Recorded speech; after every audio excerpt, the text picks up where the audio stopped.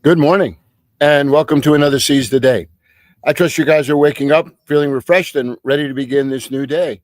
Here in New Hampshire, it looks like it's going to be a little bit rainy later on at the end of the day, followed by a couple of more rainy days. But we haven't had rain here in a while, so it could be a little welcome.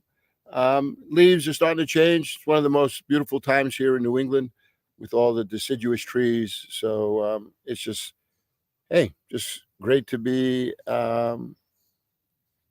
healthy and able to enjoy it.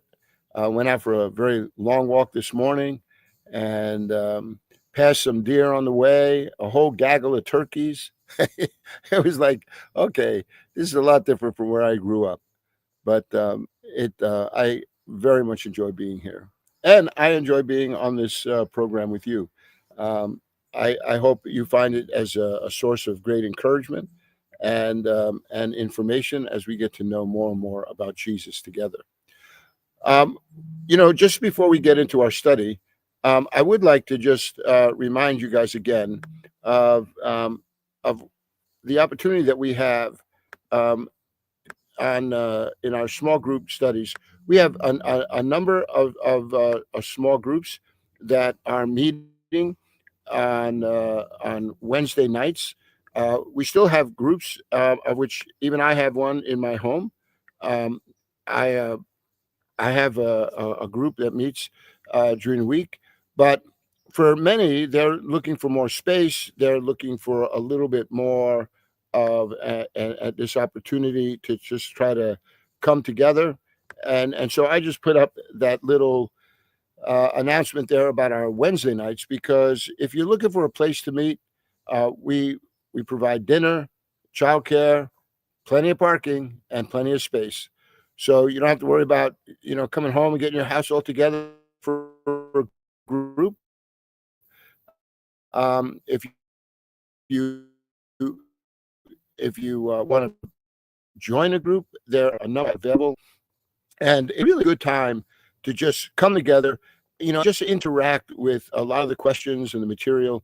Guaranteed, when that happens, not only are you building community, making some new friends, the world has to see that the people of God can come together in community and that it makes a difference. So many wonderful things come out of that. Great stories of how people meet others. They get prayed for. They're helped to be resourced. You just don't feel alone. You don't feel like you're carrying this burden all by yourself. And you also have people to rejoice with and have fun, and you share this hope that is ours in Christ. So I trust that you would avail yourself of this opportunity. Okay. Why I trust the Bible. That is the affirmative statement that we're all looking to really come up with. This past week, I gave some historical data, some manuscript evidence. I talked a little bit more about why this is so important. And I just like to tease that out a little bit more during this week. And for the next 6 weeks, I'm going to address why should I trust the Bible? And hopefully at the end, it'll be the affirmative why I trust the Bible. And we're able to give a good reason for that. So yesterday, we looked at the rampant apathy that's in the world. And I put a couple of passages up there for us to take a look at, that God was calling us to not just sit back, but to get engaged. Like if we're just sitting back, he says, if you're lukewarm, he says, I wish that you were hot or cold. I wish you were one or the other. He is asking us because we are plan A. God's plan for this world is to use us. Think about what took place in in the book of Genesis. In the book of Genesis, God creates this world, and what does he do? He puts Adam and Eve in charge of it all. The God who made it all now raises up those who are in his image to rule over his creation, to subdue it, right? And to populate it. God is, you think that has gone away? This new kingdom, as it appears on earth, is going to be done by you and me as we go out and demonstrate that we are living by his kingdom principles. The people are going to see the love that we have for one another, and it's going to put a pause in their spirit. They're going to be made to sit back and recognize that God truly is using his servants to accomplish much, much good. So we have to address this apathy. But there's another thing that I want to address with you today, and that is this whole idea of skepticism. Many of you know, if not just by my accent, by my attitude, right? That I grew up in New York, and sometimes with so many people, the thing about growing up in New York is sometimes you have this little edge on you, right? You don't believe anything because people are always hustling, man. They're always trying to get, they're always trying to, catch you with your guard down. It seems. And so I started thinking a little bit more, okay, about apathy. We talked about that, right? Apathy is the kind of thing where you just find every excuse not to do something, right? You procrastinate,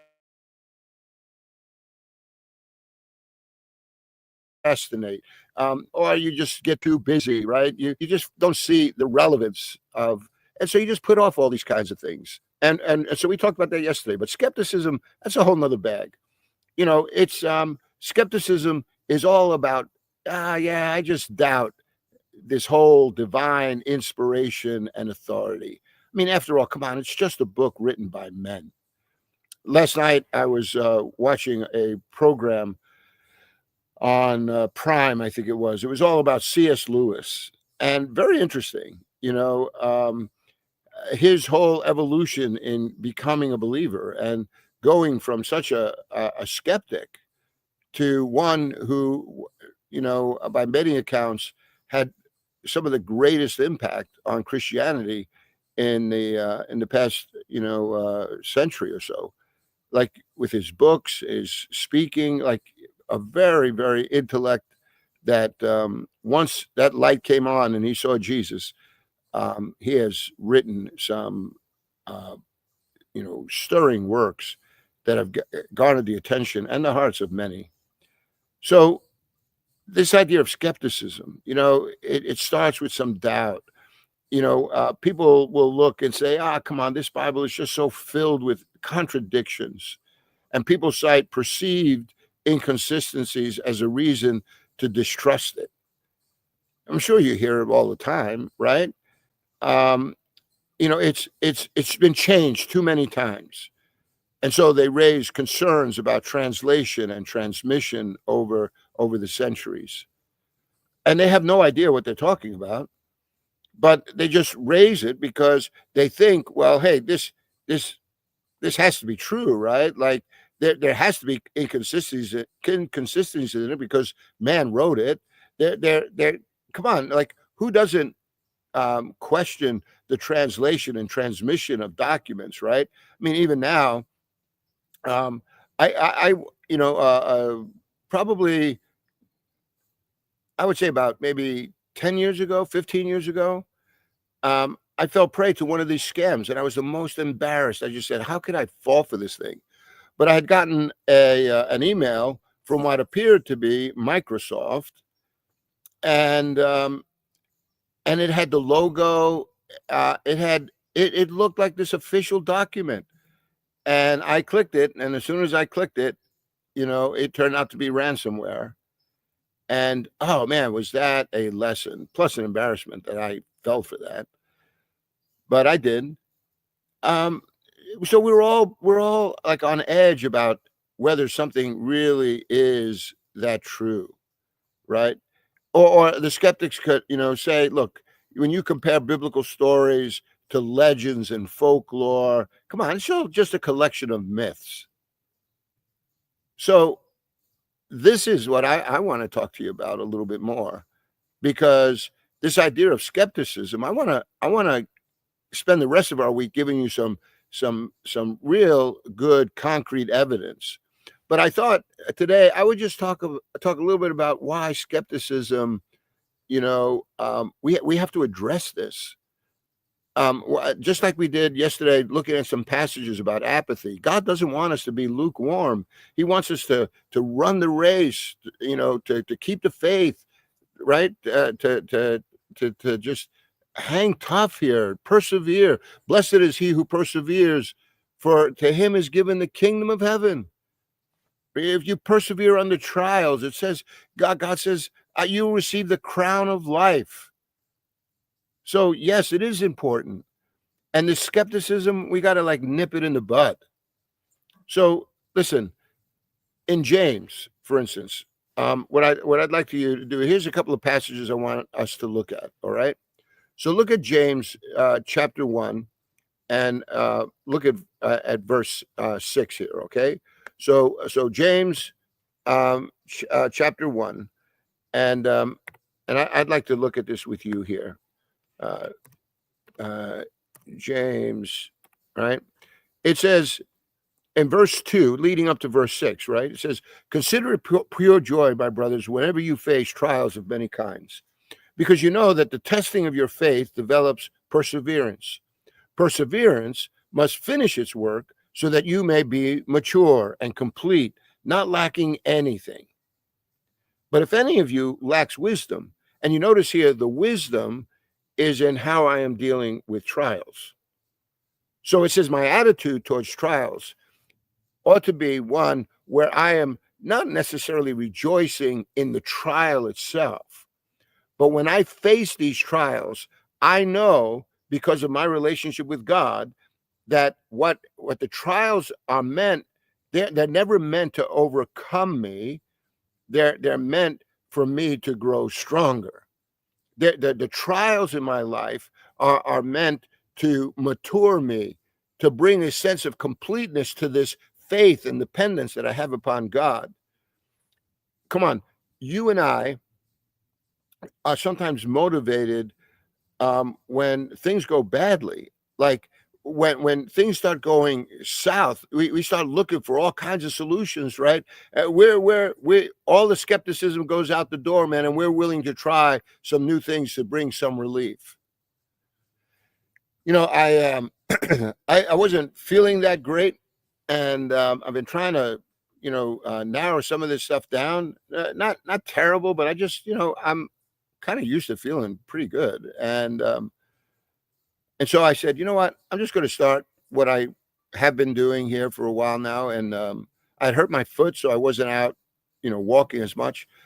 So now for the past 2.5, 3 weeks, I have been getting up early. I put in about 5 miles. I come back, like I already did that this morning. And you know what? I am feeling much better. And I think I just need to get more, I need to get the blood moving, right? And as long as I'm healthy, and I can do it, then I'm going to do it. So, why am I telling you this? Because there are these moments when you come and you get motivated sometimes by the trials that we find ourselves in, and I think God knows that about us. That's why He's saying, "Listen, this is a way in which I am going to wean you from the world around us. You think that this world is all that." Well, I'm going to show you how it's not going to meet all the needs of your heart, right? You desire something and then you get it. And then somewhere after the initial shine, passes, you sit there and you're thinking, man, is that it? Like I spent all this time wanting to do this. And now that I've experienced it, I mean, it was okay, but I think I had more pleasure in chasing after this than actually experiencing it. That's exactly what Solomon says in the book of Ecclesiastes. You read chapter 2, he says that in all the things that he chased after, he says it was like chasing after the wind. It was never truly satisfying. He says the only thing that brought a sense of satisfaction was in the doing of it. And I think, yeah, that's right. So here, trials are developing us. What a different way to look at trials. Instead of why is God against me, maybe we just kind of just be still for a moment and just ask, Lord, how are you going to use this in my life? And sometimes I have experienced it's not about my life. Sometimes it could be about those who are looking at me. I saw that clearly when I lost my son. People that I didn't even know were looking at me to see how I was going to, deal with grief. And and and and it hadn't, yeah, it had something to do with me, but I didn't realize that God had just given me a platform until months later that I sat back and I thought, oh my gosh, look what God did with that.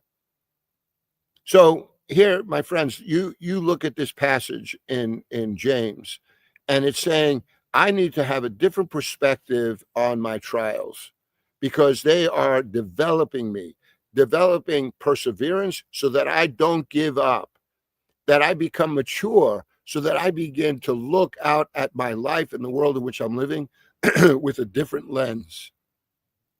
I become mature. And in that maturity, there is this completeness, there is this fullness, there is a settledness about me. And so I lack nothing. I read sometimes of the Apostle Paul when he sits back and he says that he's learned to be content in plenty and in want. In other words, it is a settledness about where he is in his life.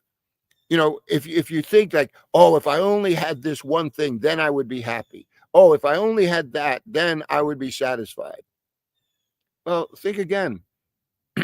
You could look out, and I'm telling you, because I've had these conversations, and I'm sure you have too. People that they are living a life that most people could only dream about, and yet it becomes commonplace to them. And then they're looking at somebody else who has, more options, or they have, a greater sphere of influence or wealth. And yeah, it never stops. But God is saying, listen, I want to wean you from this world so that you become mature and complete, so that you don't lack anything. And then in verse 5, he says, if any of you lacks wisdom, he should ask God, who gives generously to all without finding fault, and it will be given to him. So there are times that we're going to face circumstances in our life, and we're gonna come to a crossroads, and we're like, God, man, I don't know how to deal with this. And it's in that moment that God's going to say to you and me, okay, let me teach you now. And we're going to ask, and we go on this journey with him. And God says, look, there's nothing wrong with asking. There's nothing wrong with seeking. There's nothing wrong with knocking. All of these things are just demonstrating that you're looking to me, and I will fill you. I will give it to you. So we want